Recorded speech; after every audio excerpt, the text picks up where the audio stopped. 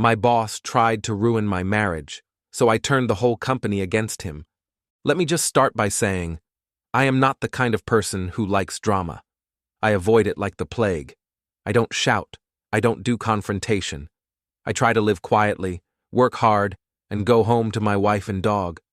But sometimes people mistake kindness for weakness, and that's where my boss made the biggest mistake of his career. This is a story of corporate betrayal, manipulation, and revenge served slow and cold. The kind of revenge that doesn't just burn bridges, it demolishes the whole damn highway. So buckle up.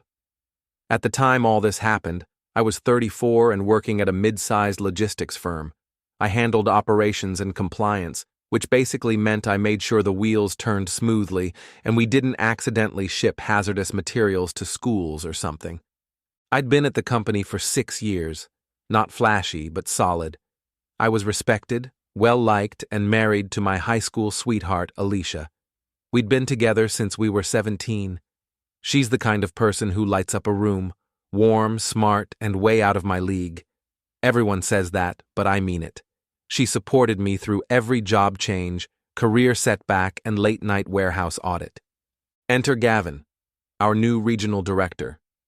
He was brought in from another branch after some restructuring.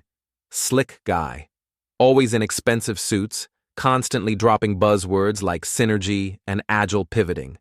He had the charisma of a used car salesman and the ethics of one, too. From the moment he arrived, I had a bad feeling. Gavin didn't understand the culture of our office. We were tight-knit, loyal, family-like. Gavin wanted sharks. He thrived on competition and sowed discord like it was fertilizer. And for some reason, he zeroed in on me. At first, it was subtle, backhanded compliments in meetings. You've got a great head for logistics, man. You could almost be a real strategist. Or calling on me last to speak, then brushing off my ideas. I thought maybe I was being sensitive. I'd survived worse bosses. But then came the bigger red flags. One afternoon, I walked into my office and found Gavin sitting in my chair, feet up on my desk, flipping through a photo of me and Alicia. He looked up and grinned like a raccoon caught in your kitchen. Didn't peg you for the wife and dog type, he said. She's cute. Alicia, right? Something about the way he said her name made my skin crawl. From there, it escalated. Gavin started dropping by my office unannounced, asking invasive questions. So, how long you been married? Ever get bored? I mean, high school sweethearts? That's cute, but sounds like a cage. I told him to knock it off. He'd just smirk. But I knew what he was doing. Gavin had this sick need to dominate people, not just professionally, but personally. If he could unravel your life, he would.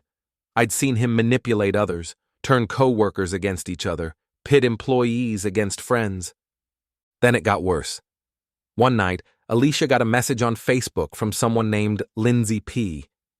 It said, "Hey, not sure if this is your husband, but I saw him at a bar last Friday with another woman. They were very close. Just wanted to give you a heads up, girl to girl." Alicia was shaken. She showed it to me, and I nearly laughed. I hadn't been out that Friday. I was home watching The Mandalorian with her. She remembered. But whoever this Lindsay was had included a blurry photo. It looked like me.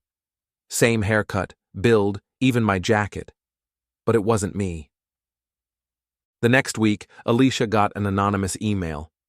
"He's cheating. Ask him about Kelly from HR." There was a Kelly in HR. She was married and 8 months pregnant. The emails kept coming, from burner addresses, fake names. Then one showed up in my inbox. "She deserves better than a liar. You should just admit it before she leaves." That's when I knew. It was Gavin. How did I know? Because in one of the emails, the sender made a reference to a joke I told during a Zoom meeting, one that wasn't recorded or written down, just a one-liner about our dog eating the couch. Only 5 people had been in that call. One of them was Gavin. I confronted him, calmly. He denied it with that smug face and said, "You sure you're not just projecting? Guilt can mess with your head." I walked away, but I wasn't defeated.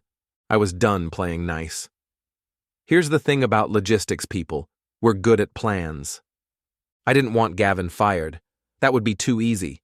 I wanted him discredited, disrespected, dismantled. So I made a checklist: gather evidence, find allies, expose him to the higher-ups, let him fall, hard. And oh boy, did I have material to work with. I started collecting everything, every offhand comment, every inappropriate Slack message. He had a habit of joking in ways HR would love. I installed a keylogger on my work laptop. Yeah, I know. Questionable ethics, but trust me, you'll see why it mattered. I also reached out to Kelly in HR.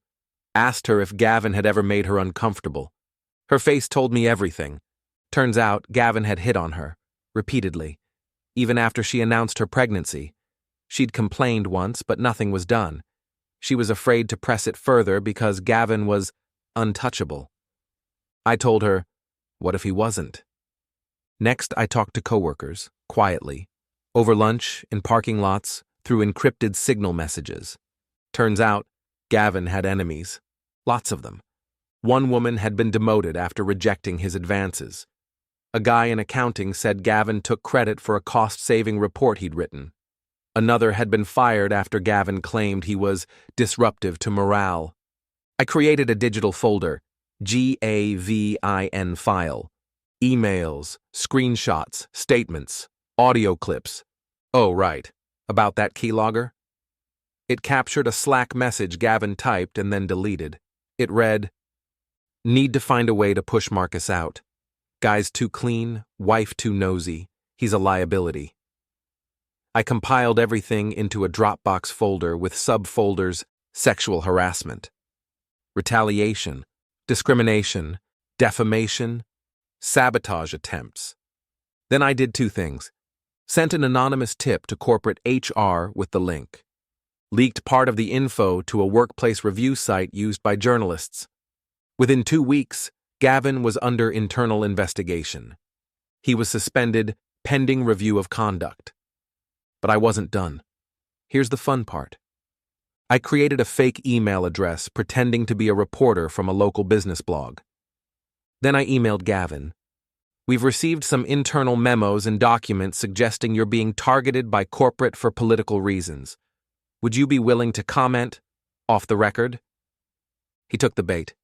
He sent back a 3-page rant about how the company was filled with lazy morons, how women in HR were too emotional, and how idiots like Marcus were jealous of him.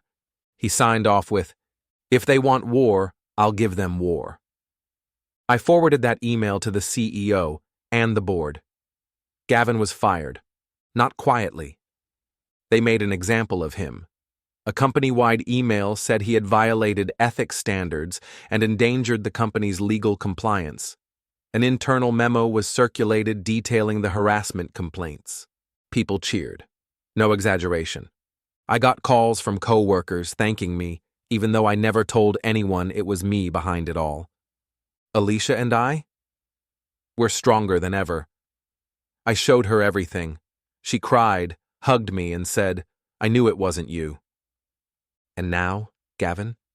He's working at some tiny shipping company in the middle of nowhere. No more suits, no more minions, just dust, trucks, and regret.